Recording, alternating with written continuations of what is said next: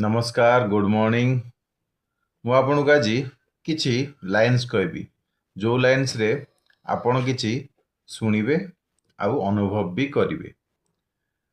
जेतेबेले पानी गोलिया थाए बुझिले जेतेबेले पंक पानी थाए पानी गोलिया थाए सेतेबेले आपण जदि से पानी की सफा करिवे पानी कौन सफा हो परिवो। आपण जेते पानी काढिवे जेते पानी आपण काढंतु ना काहेकि गोलिया पानी पंक पानी ही बाहरिवो कारण तले तो पंक अच्छे आपन जेते पानी काढ़े से पंक पानी ही बाहर सफा पानी केबे बाहरनी।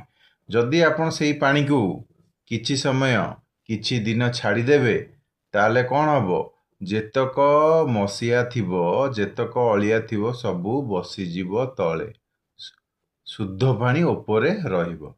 सेहीपरि जीवन रे बहुत परिस्थिति आसिबो आपण व्यस्त हेबे नाही अधैर्य हेबे नाही अपेक्षा करिवे डिसीजन ठीक रे नेबे समय लागू आपण चिंता करिवे डिसीजन नेबे अदरवाइज सब डिसीजन भूल हेई पारे।